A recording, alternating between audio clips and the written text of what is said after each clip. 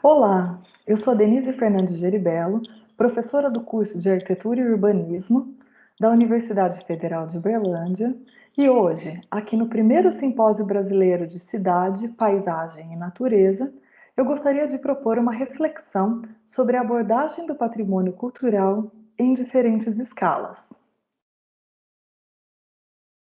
Essa reflexão, ela tem como base o estudo de caso da usina de Itatinga, uma pequena central hidrelétrica que se localiza entre os municípios de Bertioga, Guarujá e Santos, no estado de São Paulo. A usina de Itatinga, como a gente pode ver nesse diagrama, era um grande complexo. Aqui nós temos indicado, na cor azul, o sistema de geração de energia.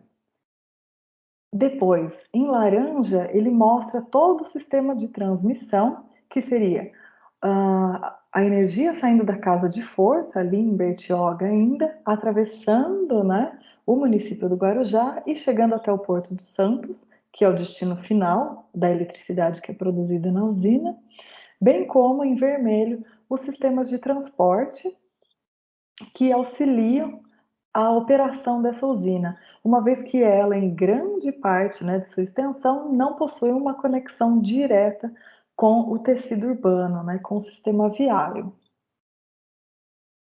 A usina de Itatinga, ela foi construída para fornecer energia ao Porto de Santos.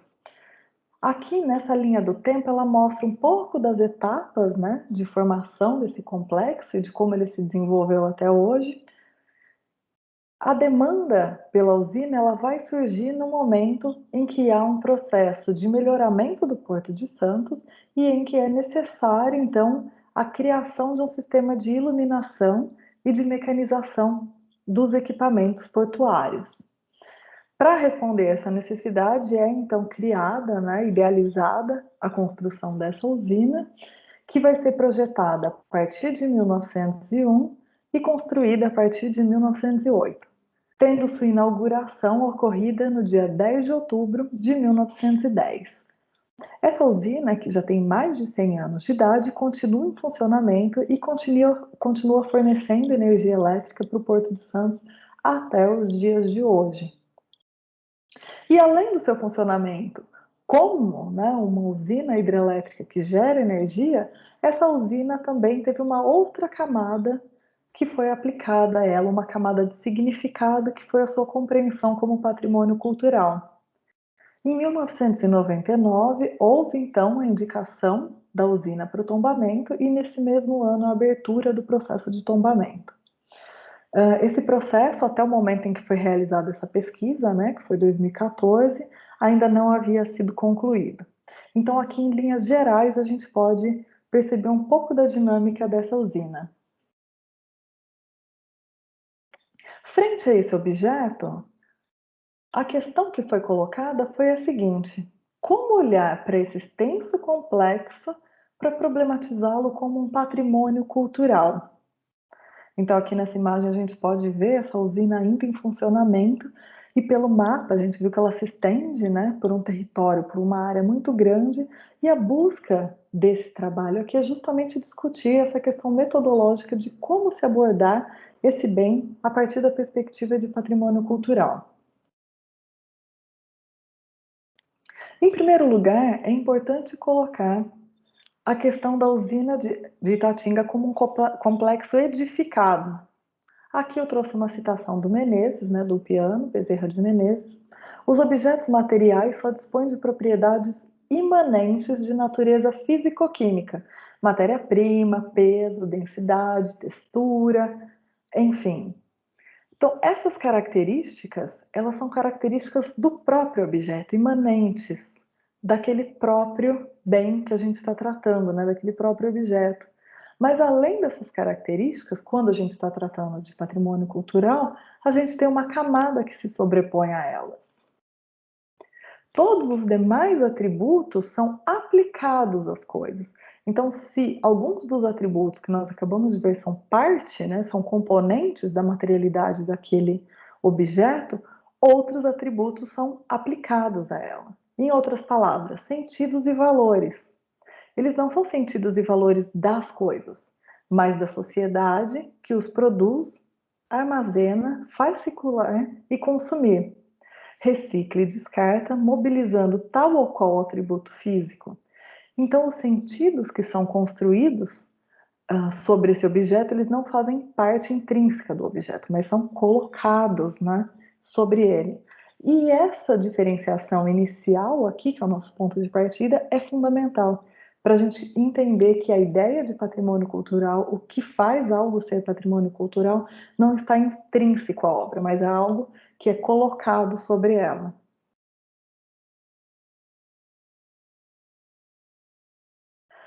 Como é algo que é atribuído, essa atribuição parte, né, de um grupo, de grupos, cada grupo social, cada comunidade enxerga determinado objeto de uma determinada forma, e isso se transforma também ao longo do tempo, de maneira que os valores que a sociedade atribui para determinados objetos não são valores rígidos e contínuos, né? Esse campo do patrimônio cultural se constitui, então, como um campo político, no qual a gente vai ter muitas forças agindo em cima desse mesmo patrimônio. Então, é a ideia de se entender essa complexidade, que não há uma visão única e homogênea, né? Não há uma maneira única e homogênea de se perceber o patrimônio cultural, um determinado patrimônio cultural. Para diferentes grupos, ele é percebido de diferentes maneiras, é utilizado de diferentes maneiras, criando assim, então, um campo de tensões. Dessa forma, a ideia de patrimônio cultural, então, é tratada aqui como uma construção, ela é criada, ela não é dada e não é pré-existente. Ela tem como base o concreto e elementos desse mundo material e concreto, mas a partir dele e da relação das pessoas com ele, que é criado um sentido patrimonial, que é atribuído a esses bens, que é uma instância diferenciada, seria uma segunda camada em cima daquela vivência cotidiana, mais uma camada de significação que vai se aplicar sobre esse bem. E aqui, sintetizado de uma maneira muito interessante nessa citação de Antônio Augusto Arantes. E é importante ficar claro, né, e reforçar, a gente reforçar sempre, que esses sentidos e esses valores que são atribuídos aos bens, né, que nós estamos tratando agora, eles não pairam no vazio, eles não podem ser percebidos de maneira autônoma. Eles estão entrelaçados, estão imbrincados na materialidade. Então, a nossa busca aqui é por uma percepção que associe tanto os valores atribuídos aos bens, que é o que confere a eles a característica de patrimônio, né, o sentido patrimonial, quanto a materialidade, que é o que permite a criação, né, nas práticas sociais, permite a criação desses valores e a manutenção desses valores. Dessa forma, o olhar que nós temos para o patrimônio cultural, ele deve compatibilizar, né, trabalhar tanto dados quantitativos, aqui mais especificamente, né, eu vou colocar com relação à arquitetura, em função do objeto que a gente está estudando, dados quantitativos relativos ao espaço e à arquitetura, realizações de medições, análises, imposições materiais e administrativas que operam na definição do objeto de estudo, que seria essa medição da materialidade, essa compreensão da materialidade. Então, por um lado, a gente tem que atuar nessa frente para entender esse objeto como um elemento material, entender suas propriedades, e, por outro lado, abordar esse objeto também a partir das práticas culturais e dos sentidos e valores que são atribuídos a ele, né? Pelo usuário, pelo fruidor, por quem se relaciona com aqueles bens. Então, a ideia desse trabalho é justamente mostrar uma metodologia na qual a gente busca articular esse olhar para a materialidade com o olhar voltado para essas práticas culturais e pelos sentidos que são colocados em cima, são colocados sobre esses bens. Ambas as dimensões, né, tanto a dimensão de material como de significado, elas são dinâmicas, elas se modificam com relação ao tempo. Então, se em um determinado momento esse local, esse bem, esse edifício, ele é compreendido por uma determinada comunidade de uma forma, essa percepção ela pode se transformar ao longo do tempo. Então, quando a gente fala dessa análise, a gente está pensando em trajetórias, né, em uma análise de elementos que vão se transformando ao longo do tempo. Não se busca tratar somente daquele momento de criação do bem, de como ele foi, qual foi sua origem, mas entender como ele atravessa toda essa dimensão temporal e chega até o presente, tanto na sua consistência material, né? Quais as transformações que foram aparecendo, que foram se realizando na sua consistência, quanto com relação às formas de percepção desse bem ao longo do tempo. Então, tratar de patrimônio não é simplesmente tratar de passado isolado, mas tratar de como houve, então, esse devir, né? Como se houve essa trajetória ao longo do tempo, essa duração. E nesse sentido, é muito importante a gente colocar qual que é o papel do técnico dentro dessa análise. O papel do especialista está em analisar o bem e identificar esses valores e sentidos atribuídos. Mas essa análise ela deve ocorrer, né, de uma maneira conjunta com a sociedade, para que se perceba de fato como que há a percepção desses bens pelos diversos grupos, e não partindo de um olhar do técnico que simplesmente olhando aquela materialidade ele vai dizer se trata de um patrimônio ou não, como uma chancela, como se o olhar do técnico fosse a única chancela que vai dizer se aquilo possui em si uma característica que determina que ele é patrimônio ou não. Que isso é chamado, né, esse olhar do técnico simplesmente buscando revelar se algo é patrimônio ou não, independente das suas relações, é chamado como discurso autorizado do patrimônio por Smith, né, pela Laura Jane Smith. Então aqui a gente vai buscar justamente se afastar dessa ideia do técnico como simplesmente que alguém que reconhece o que é um patrimônio a partir da materialidade, né, daquilo e do seu conhecimento específico, mas do papel do técnico como um especialista que analisa aquele bem, analisa as relações que estão transformando, fazendo com que aquele bem tenha um sentido patrimonial.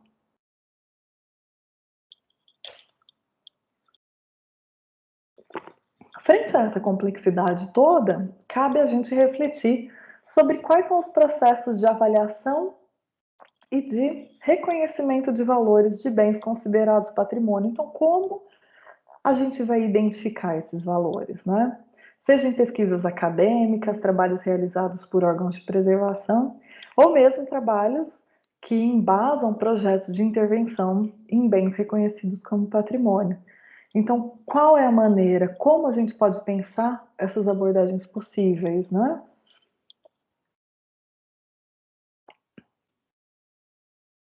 E aqui a gente entra, então, na reflexão principal que eu busco trazer, que é pensar como que a gente caracteriza e como a gente analisa, né, um bem. Em muitos trabalhos, existe um primeiro capítulo, uma parte inicial que traça um histórico, que traz elementos gráficos, fotos em diversas de um determinado bem, mas no trabalho que segue, as discussões se distanciam muito dessa análise inicial. Então, se trata, muitas vezes, existe a elaboração de uma cronologia que se separa das reflexões que são tecidas depois com maior profundidade com relação àquele bem. Então, a ideia aqui é pensar como que a gente pode criar desenvolver uma caracterização que de fato auxilie na nossa compreensão daquele bem e nos objetivos de pesquisa que nós temos. E aqui cabe, então, colocar que a ideia de uma caracterização do bem, ela não é neutra e dada, né? Então, escrever a história de um bem, seja um edifício, por exemplo, ou desenvolver uma caracterização das suas formas, dos seus usos, tratar de sua inserção urbana, não é um arrolamento imparcial de dados, mas, na verdade, é uma narrativa que é construída a partir daquele bem. Então há uma seleção do que se falar, do que não se falar, de como categorizar. Então não existe uma avaliação única e neutra de um determinado bem. Ela sempre vai variar de acordo com quem está fazendo o levantamento, com os objetivos daquele levantamento, né? E eu acho que isso é interessante a gente colocar justamente para quebrar essa ideia de levantamentos, inventários, dossiês que seriam imparciais. A gente sempre faz seleção do que a gente coloca e uma seleção daquilo que não entra. A narrativa, então, a respeito do bem, ela vai variar de acordo com as perguntas que são colocadas, né, pelo trabalho, também varia muito de acordo com a documentação disponível, conforme o que você tem de documentação de acesso, né, as pessoas você vai conseguir trabalhar o bem de determinada maneira, com as articulações criadas a partir desses documentos, do ponto de vista do autor, seja a época que ele está trabalhando, a formação, a experiência, a filiação teórica. Então, cada pessoa que for criar essa narrativa, ela vai trazer elementos e possibilitar leituras, né, análises, que vão também se relacionar a essas especificidades. Então, não existe uma espécie de alguma cronologia ou de uma análise histórica neutra sem que a pessoa que esteja fazendo apareça, né, de alguma maneira.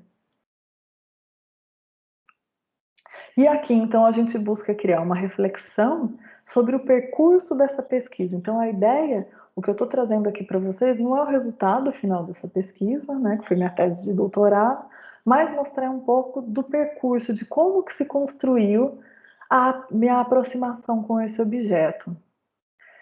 E aí a questão que surge é como narrar uma história que está associada à construção material do espaço. Então aqui eu quero tratar tanto dessa questão material como desses outros atributos, né, valores, significados que eu mencionei anteriormente, traçar essa história. E aqui então eu já vou mostrando como isso foi feito, qual foi a abordagem, a partir do próprio objeto, mostrando quais foram os documentos e qual foi a maneira com a qual eu me aproximei deles, né? E aqui eu estou mostrando para vocês um dos possíveis olhares para a usina de Itatinga. Então, quando a gente pega um objeto de estudo, as diferentes pessoas que fizeram diferentes análises com diferentes propósitos, cada uma terá características específicas. E aqui eu estou trazendo para vocês um pouco da trajetória e da chave de análise, né, que eu utilizei.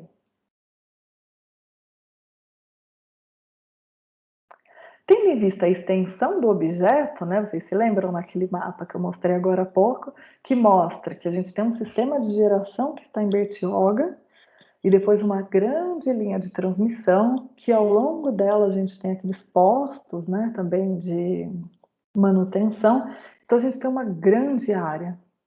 O nosso objeto ele se espalha, né, ele é espraiado num grande território.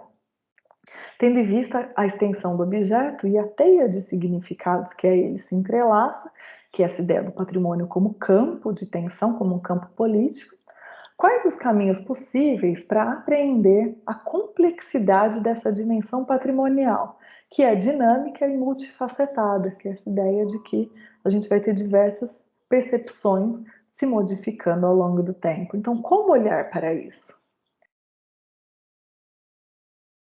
E a análise que eu proponho aqui, né, que eu realizei, ela vai se pautar em diferentes escalas, uma abordagem a partir de diferentes escalas.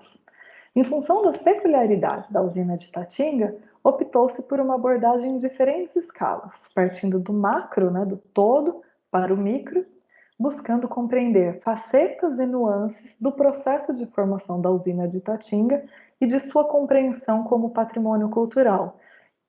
Então, em todas essas escalas, sempre buscando atrelar tanto a dimensão material, a compreensão da sua materialidade, em termos mais diretos, né, com medições, com caracterizações de materiais, de técnicas construtivas, quanto com relação aos sentidos que foram construídos sobre esse bem.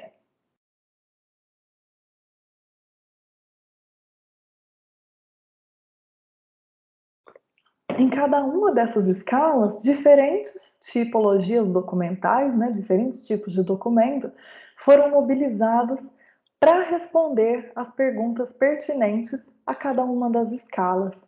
Então, muitos documentos aparecem em mais de uma dessas escalas, mas eles foram abordados respondendo perguntas diferentes em cada uma delas. E aqui, então, eu vou mostrar para vocês um pouco do que eu busquei entender em cada uma dessas escalas e quais foram os documentos que me apoiaram nessas análises. As escalas de abordagem, então, foram, primeiro, uma escala que me permitiu uma análise mais ampla, né, do complexo como um todo, e a análise com o entorno, com a sua situação de uma maneira mais geral. Em um segundo momento, uma relação dos sistemas que formam essa usina, né, que eu distribuí, eu pensei ela a partir, né, de sistemas específicos e a relação deles com esse território. E, em terceiro lugar, uma análise mais fechada na questão das edificações.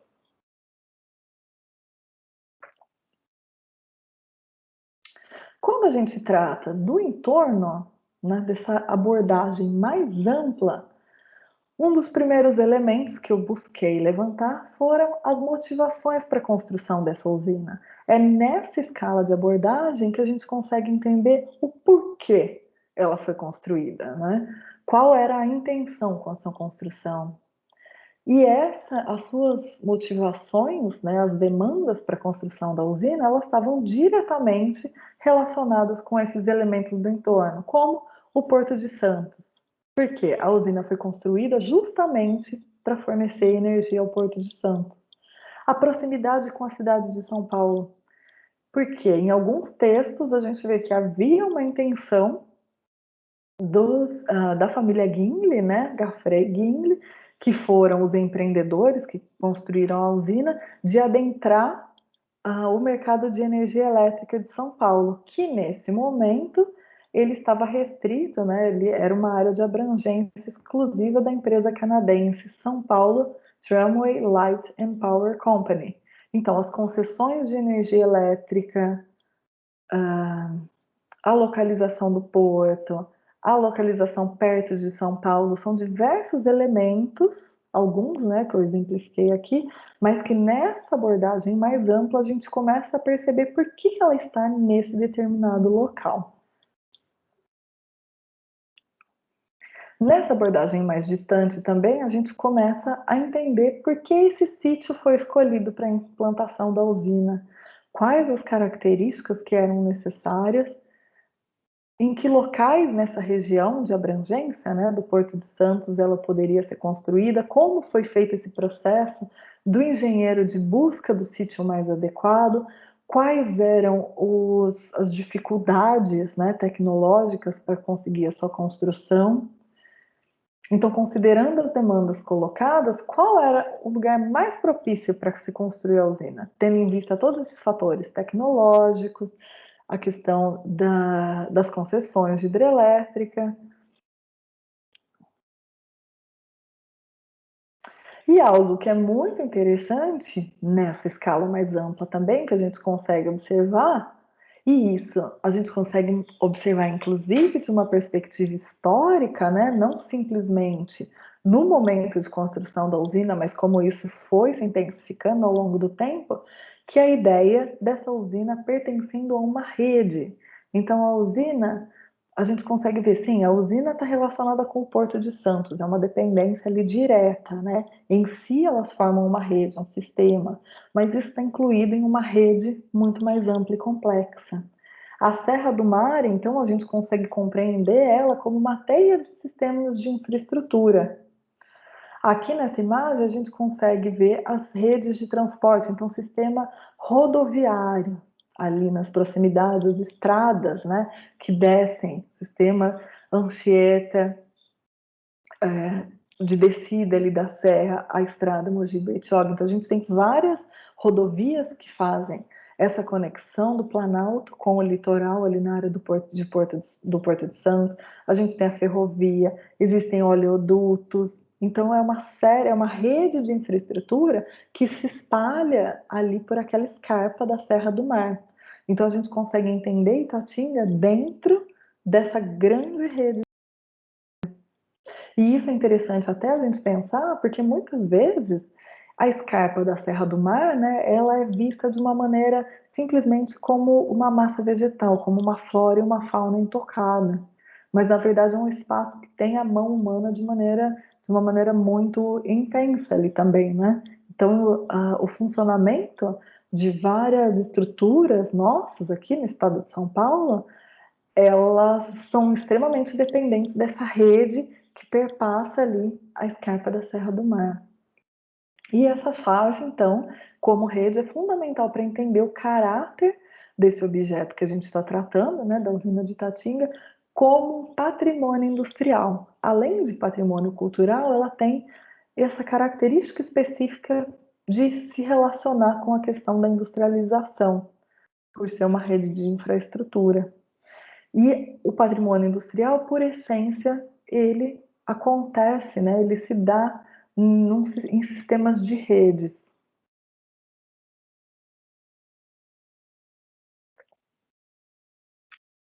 Mas, pontualmente, a gente consegue ver a relação da usina ao longo do tempo também com outras obras de infraestrutura, como, por exemplo, com o Porto de Santos, né? Como ela se coloca na história desse porto, que é tão importante historicamente aqui no país, a relação dela, por exemplo, com a construção da usina Henry Borden, que está lá, que é próxima também, e que ela forneceu energia para a construção dessa usina. Então, nessa escala, a gente ainda consegue mapear essa que maneira ela contribui para o desenvolvimento dessa rede de maneira mais específica. E quais as fontes documentais que foram utilizadas, então, para se tratar dessa escala? Inicialmente, né, foram pesquisadas obras, principalmente de livros, né, mas também algumas fontes primárias sobre o Porto de Santos, o desenvolvimento do setor hidrelétrico no Brasil e o desenvolvimento dos municípios de Bertioga e Santos. Então, nessas obras, a gente consegue encontrar muito sobre como se deu esse cenário, né, esse contexto de formação da usina e como isso foi se transformando ao longo do tempo. Bem como também entender um pouco das significações, porque o que ela representa para esses municípios, né? É interessante a gente notar que o município de Bertioga, ele é muito recente, ele é de formação recente, então inicialmente Bertioga pertencia a Santos, né? Hoje em dia Bertioga é independente, mas fazia parte de Santos. Então a usina de Tatinga era de Santos. No momento de separação, de emancipação de Bertioga, a usina é utilizada como um elemento identitário até para a conformação desse novo município. E isso aparece, né, nessas obras. Também foram pesquisadas, foi muito pesquisada a questão da legislação federal, que vai tratar das concessões dessas hidrelétricas, né, quais eram os domínios de cada uma, até onde elas poderiam fornecer energia. Muitas leis, principalmente falando das aprovações de projeto, a gente vai vendo quando o projeto é aprovado, modificações no projeto. Fotos aéreas, e essas fotos aéreas de diversas épocas também foram utilizadas, fotos de satélite, mapas cadastrais elaborados pelas empresas que operaram a usina ao longo do tempo, então como eles iam fazendo o registro das edificações, né, mapeando a própria estrutura toda. E um elemento que foi chave em todas as escalas, mas em cada uma delas analisado de maneira diferente, foi a materialidade do próprio complexo, né? Olhar para aquele complexo construído. Então, visita de campo, ter acesso àquele local, identificar na sua materialidade as marcas da passagem do tempo, as transformações, Então, a própria materialidade, ela também foi muito, foi uma chave central, né, um fio condutor central aqui, para pensar essa e as demais escalas de abordagem. Aqui eu coloquei essa ressalva que eu acho que é muito interessante a gente sempre ter em mente, né, que a análise de qualquer documento ela deve ser feita de maneira crítica. Então, sempre pensando quem criou determinado documento, qual era a finalidade disso. Então, para a gente conseguir construir uma análise, uma narrativa que seja mais profunda e considere e dê conta, né, de mostrar as complexidades daquele objeto, é muito importante que a gente tenha um olhar cuidadoso para esse documento. E aqui eu trouxe, então, um trechinho do Legoff, né, que ele vai trazer, que ele vai mencionar que por trás de cada documento existe também uma intenção. E essa intenção ela tem que ser considerada para que a gente faça uma análise mais rica dessa documentação. A segunda análise, então, escala de análise foi da relação do complexo com o sítio.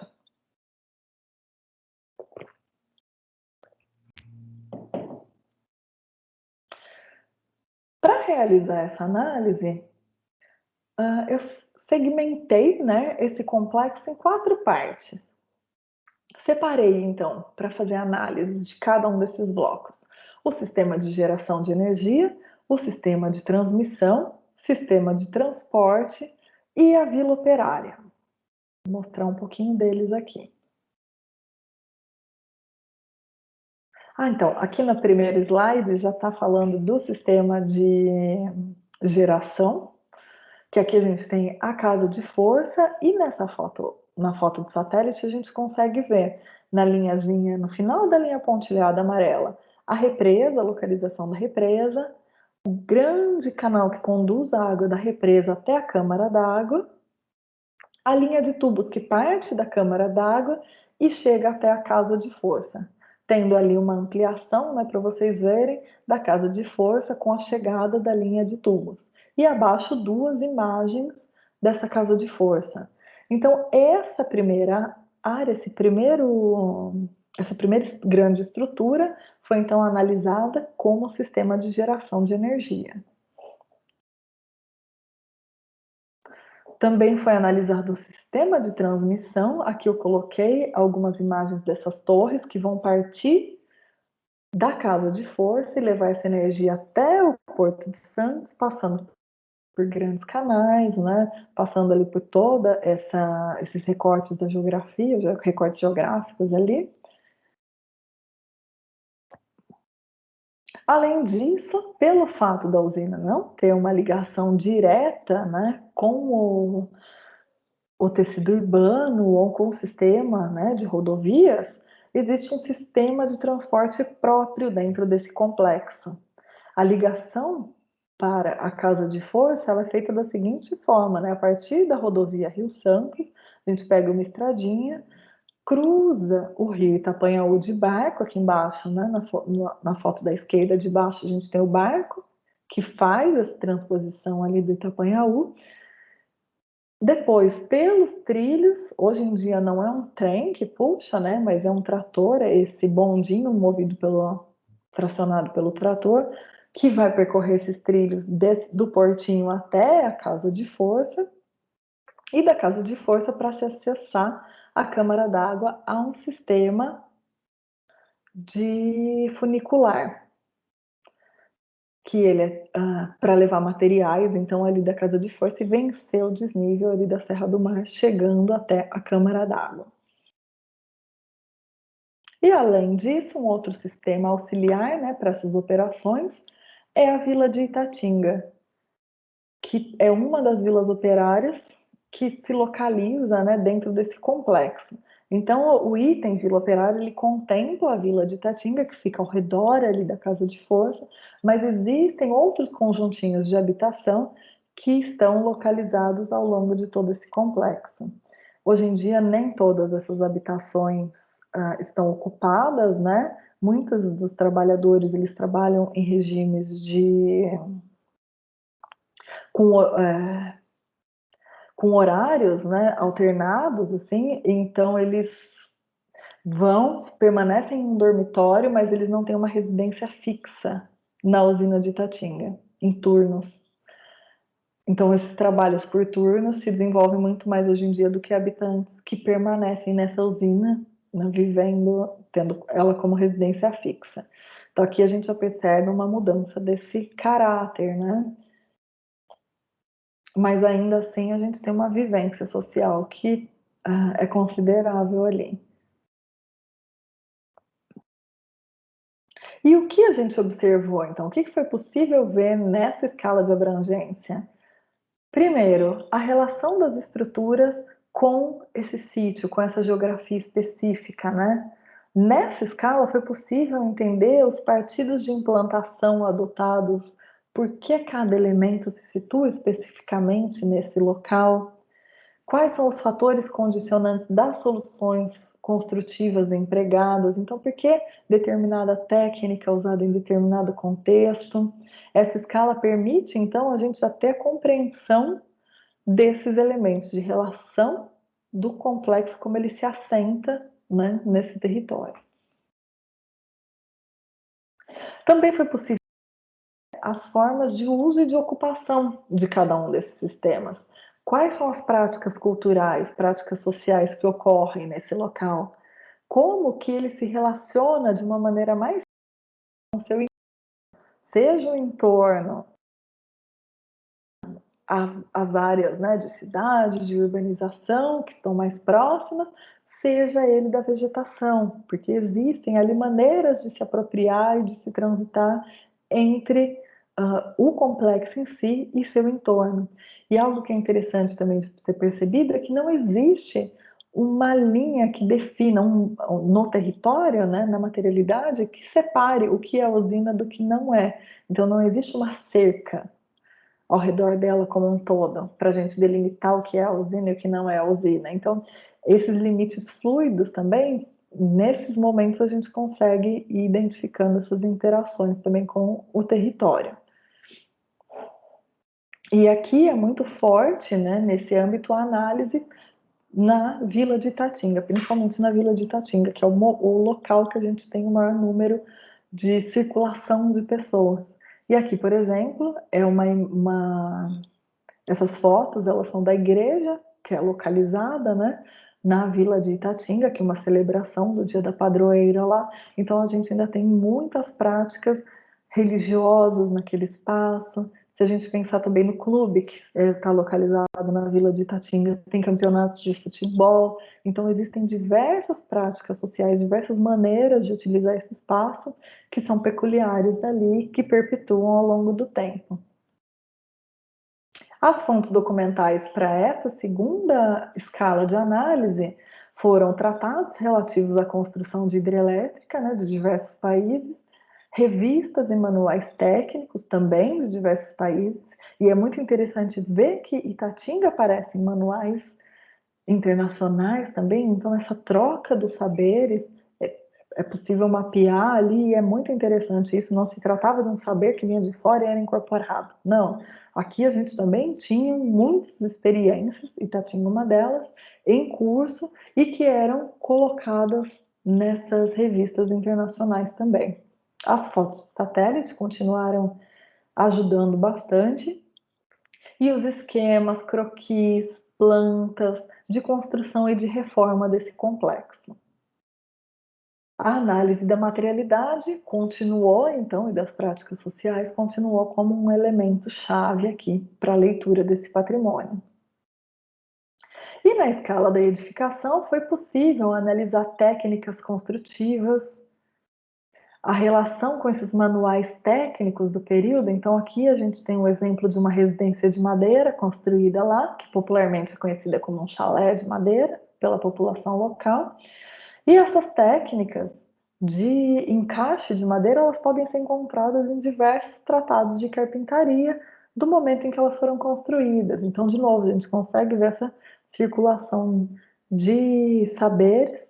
O saber fazer específico, que aqui a gente tem muitas técnicas que ainda hoje, para executar essa manutenção, é preciso de um saber específico, que são técnicas que não são tão utilizadas mais, como, por exemplo, as, é, as alvenarias de pedra. A gente tem muitas edificações de pedra na usina, e também pensar os aspectos simbólicos das edificações. Isso também foi um elemento que foi muito levantado, tanto com relação à época da construção, de pensar por que a casa do engenheiro-chefe se situa em um platô elevado com relação às demais, né, nessa questão da vigilância, de ter uma distinção, né, dos cargos, tanto quanto essas edificações vão, como elas são entendidas até os dias de hoje. Pensando, por exemplo, que apesar da gente ter encontrado as plantas e de que elas foram projetadas por engenheiros que estavam trabalhando para a própria Doca de Santos, né?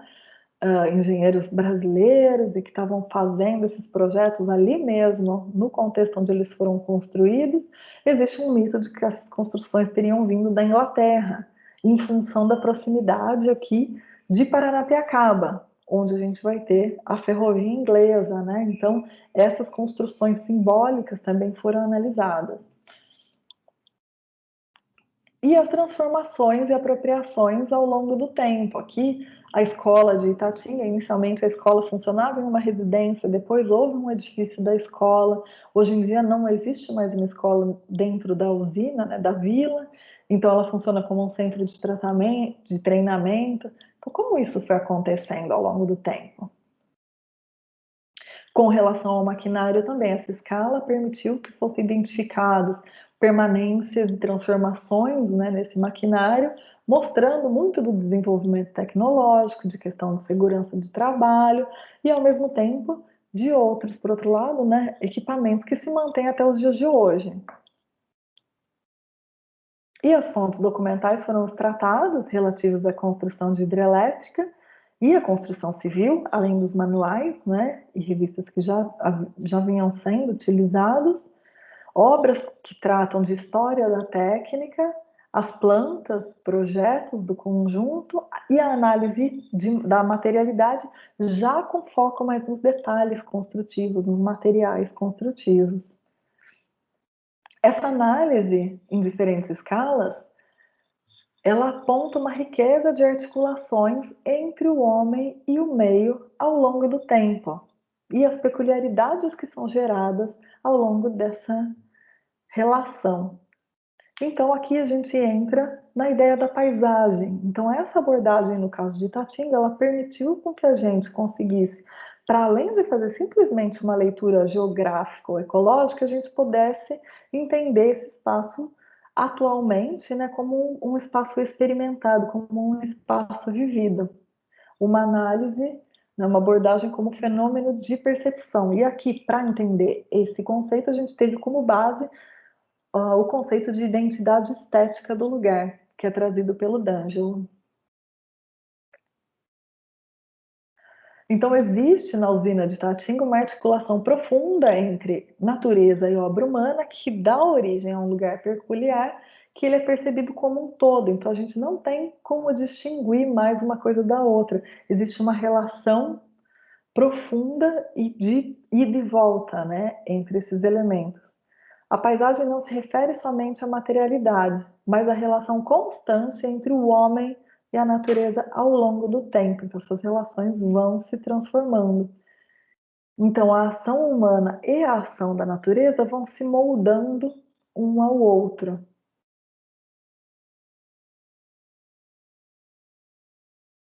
Aqui, para sintetizar, então, a gente traz uma ideia de que a interpretação da usina de Tatinga como paisagem, ela passa pelo reconhecimento dos modos de vida que se desenrolam lá. Não se trata simplesmente uma leitura da materialidade, mas da relação da materialidade com os modos de vida. Então, o ritmo imposto pelas jornadas de trabalho, pelos horários fixos do barco e do trem que levam e trazem as pessoas a Itatinga, e assim fazem parte do cotidiano de seus moradores e funcionários, as celebrações realizadas periodicamente no local, as missas semanais, festa da padroeira, aniversário da usina, e o aniversário do Itatinga Futebol Clube, né, o clube de futebol que eu tinha mencionado, que existe lá ainda. as visitas realizadas por agência de turismo, enfim, todas essas dinâmicas que acontecem na usina,